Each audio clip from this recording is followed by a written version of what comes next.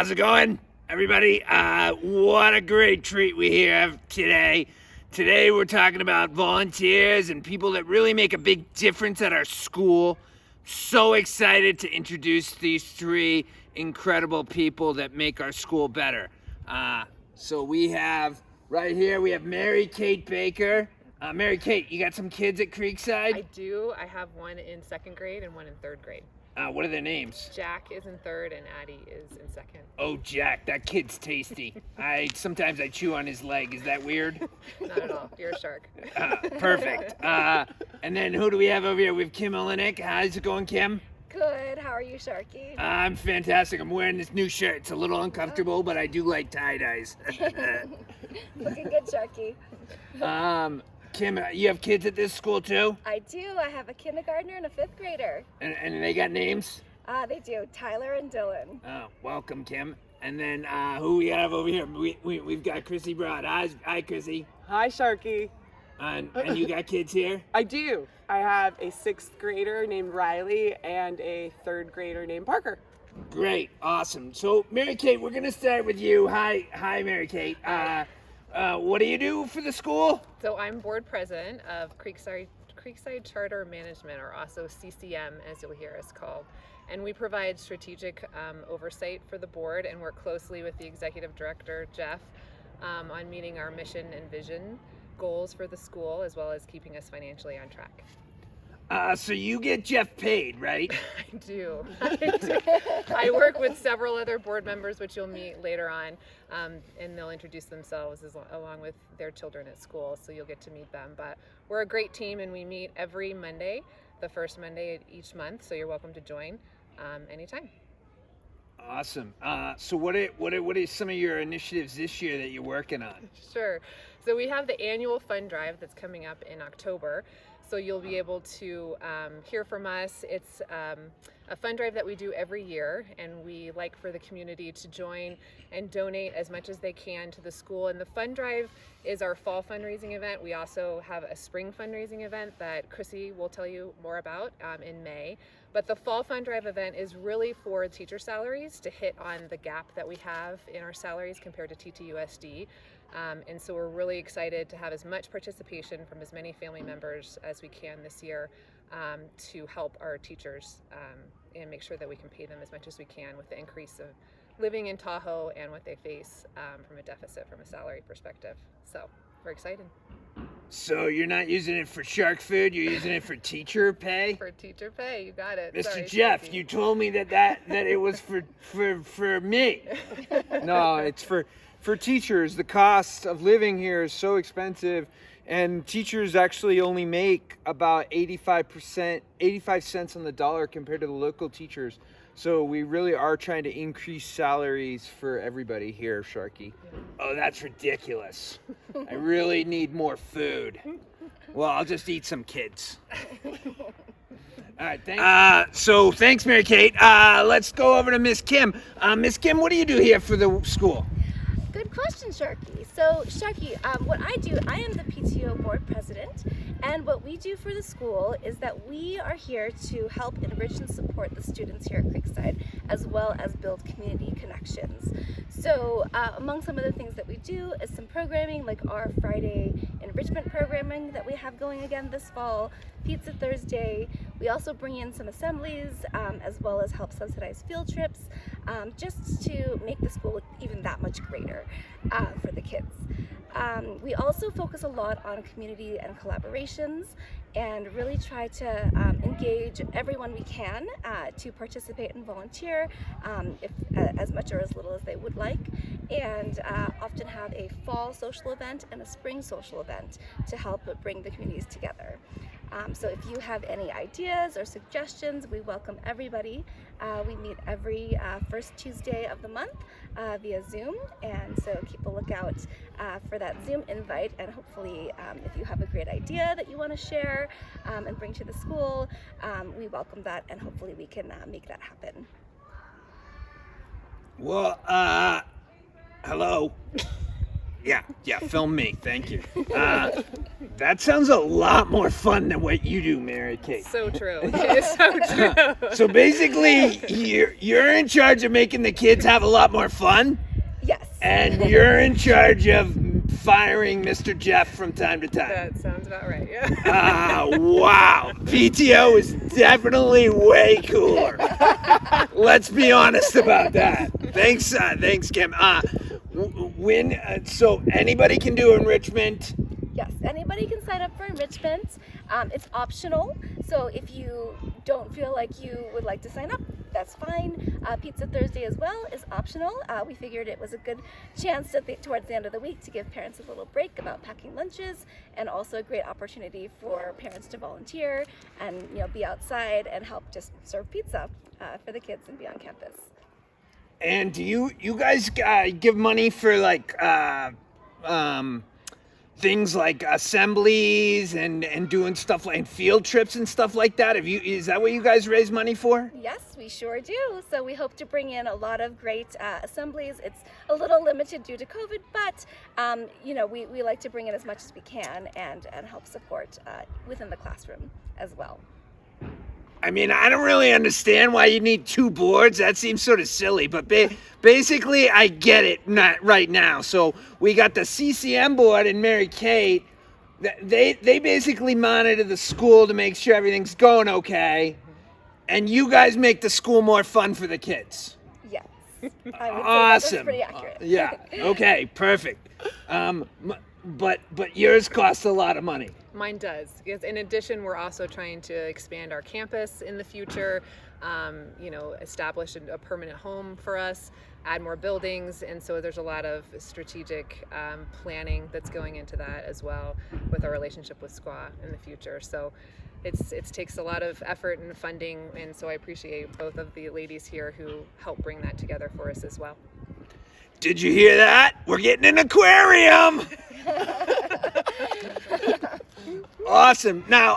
So now we have Chrissy over there. Hi, Miss Chrissy. How are you? I'm good. Hi, Sharky. Are you going to tell me that there's a 3rd board? Because I can't handle it. No 3rd board. Oh, so No. what? Why are you here? I know, right?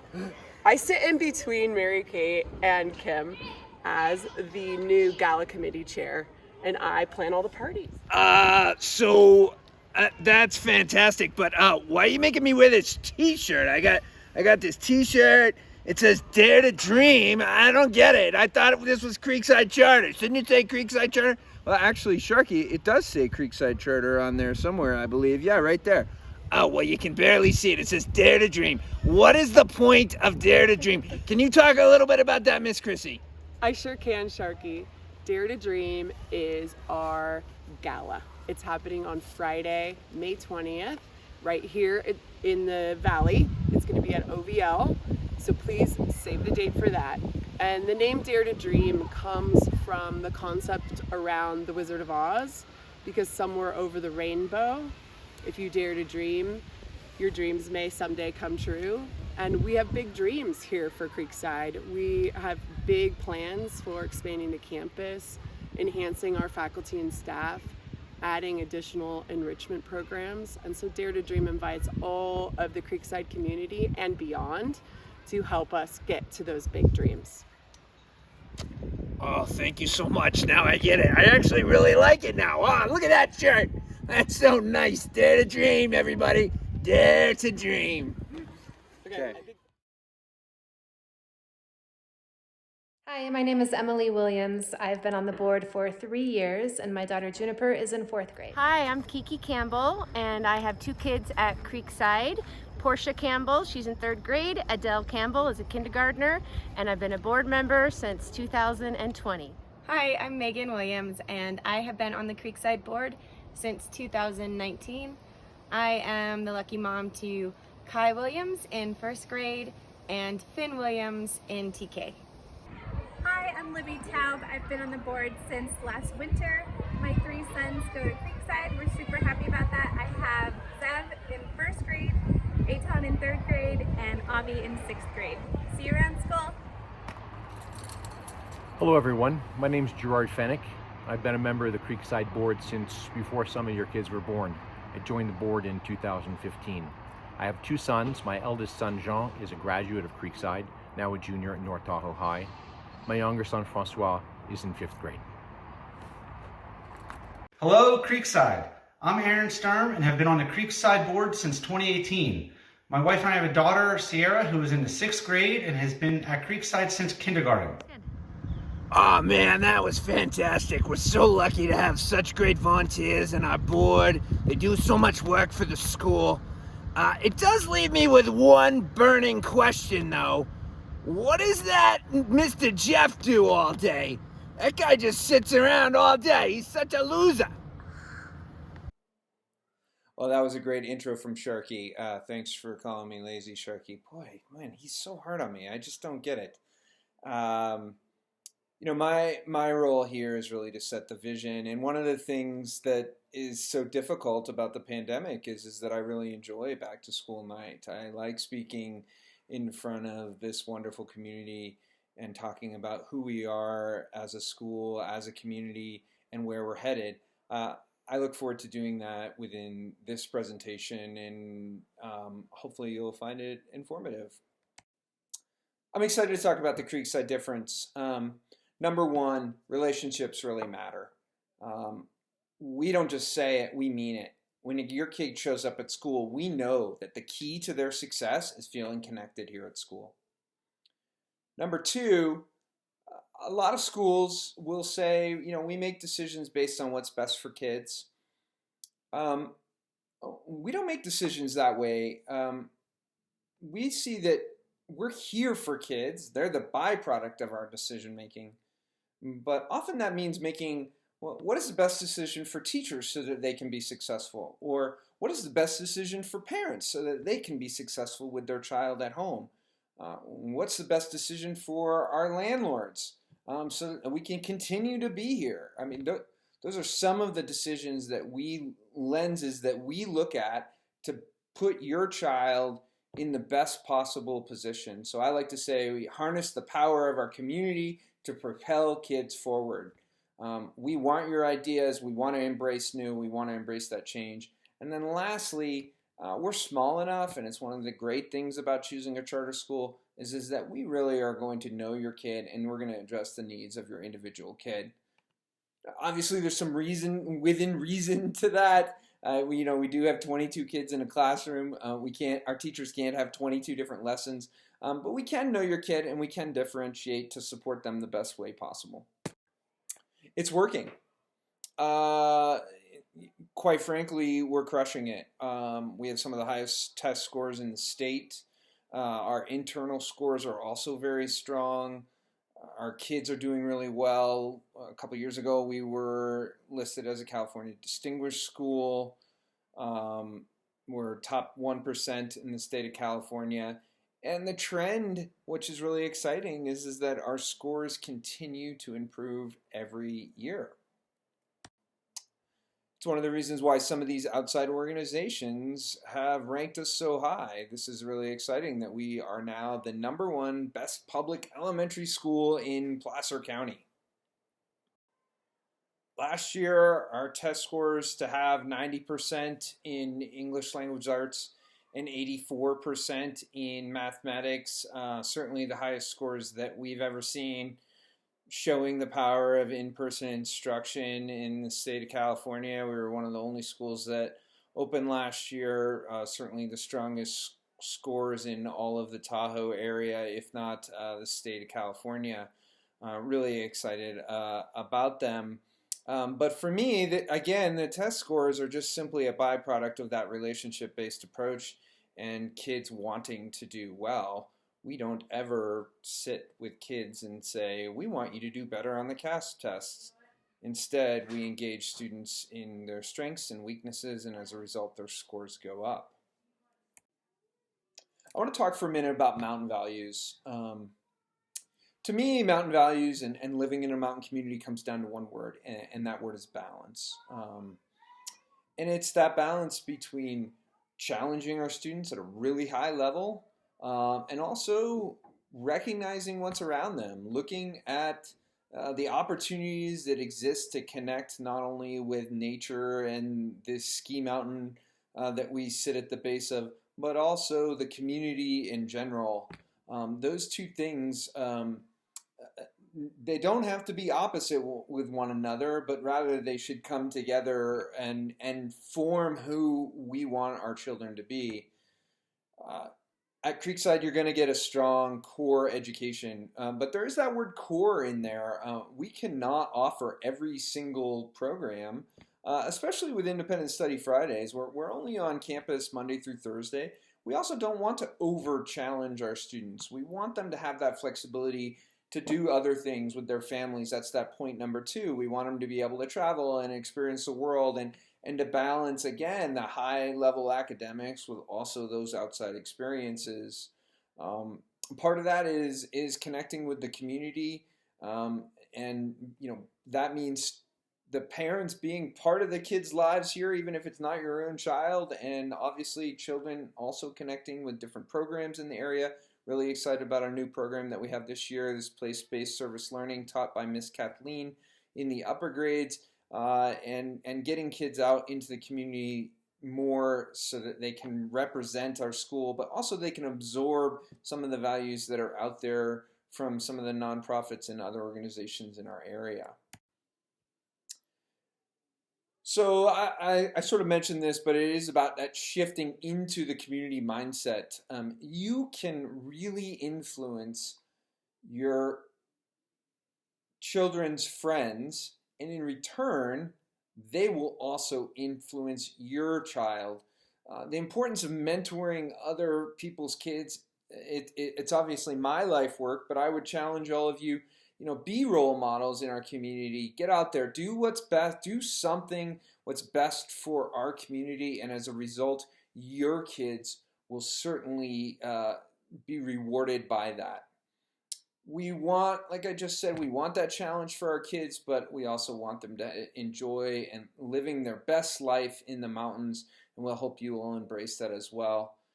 And lastly, more is not always better. Let's give these kids a depth of experience, a depth of understanding themselves, and as a result, they'll have the rest of their lives to explore all sorts of different things. So let's transition a little bit. That's kind of who we are and what our values are. We do need to talk a little bit about accountability. I know the classroom teachers talked about this as well.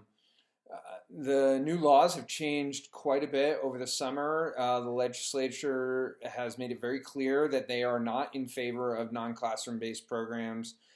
They've put many accountability layers on top of us, and we need your help to make sure that we're compliant and to be quite honest, that your child is allowed to stay at Creekside. I hate to be so blunt about it, but we do have to hold students accountable if they're off campus to making sure that they're doing the work that is assigned. So 10-day notice before leaving for campus if you're going on a trip or you've got a ski program, a trip somewhere, please let us know at least 10 days in advance. When you are away, you can't say, well, I'm going to go away for a week and then my kid's going to catch up on the weekend when they get back. Unfortunately, independent study does not work like that. You are assigned daily work. Your child does need to do work. Sometimes parents will say to me, well, that's not really that much fun for me. Well, if it's not, then I would really encourage you to take vacations when we have school breaks, because if you're going to take your child out of school during our school calendar, you do need to do daily work. One of the new laws is if your child doesn't do work for 60% of the work week, so if you do leave and you don't engage your child for at least 3 out of those 5 days, then you'll be out of compliance with our master agreement and our independent study policy. And unfortunately, we may actually have to ask you to leave the school. Hopefully it won't come to that. We will have some tiered re-engagement strategies before that happens, but it is something to consider.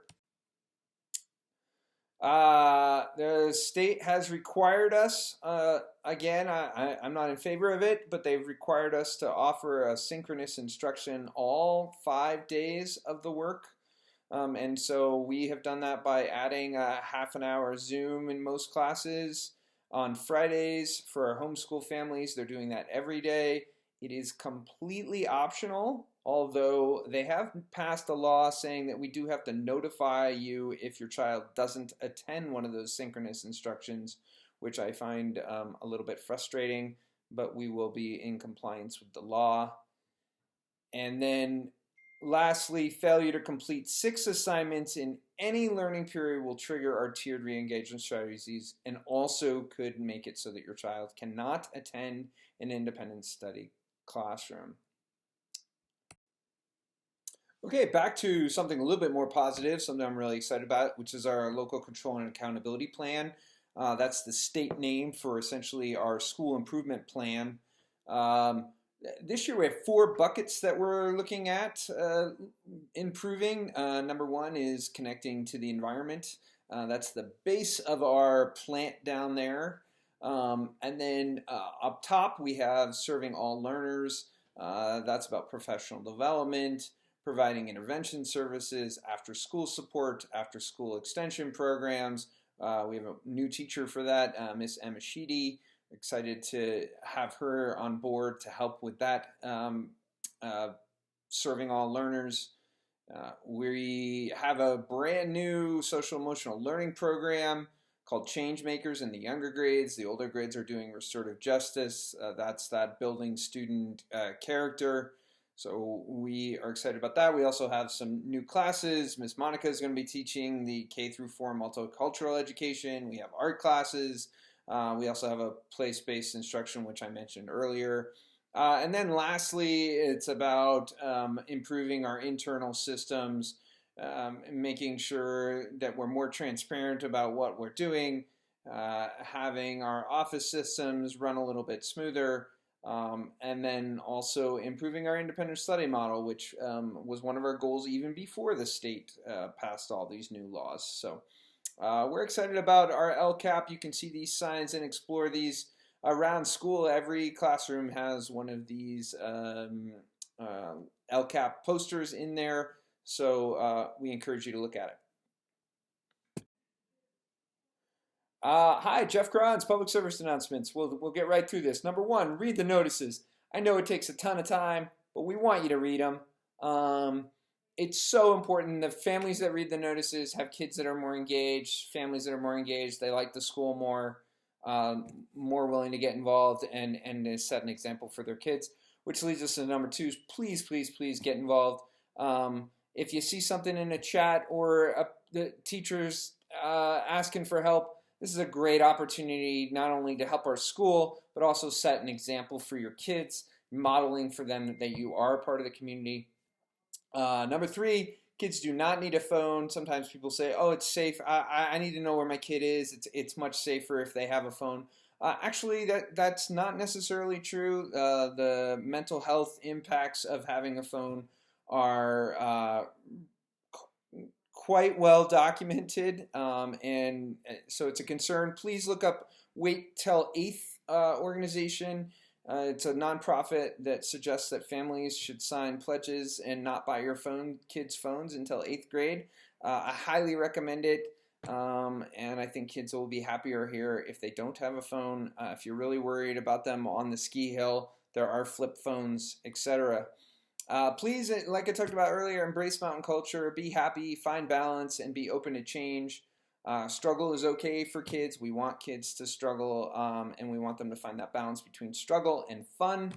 And then lastly, donate to the annual fund. Our board has worked really hard to give our teachers raises this year. They have lofty annual fund goals. We need parents to give money in order to operate the programs that we have and the expansion programs that we want to continually offer. So with that, I'm going to say goodnight and thank you. Shout out to Miss Maya. You can't see her, but she did all the filming. We love getting kids involved here at Creekside.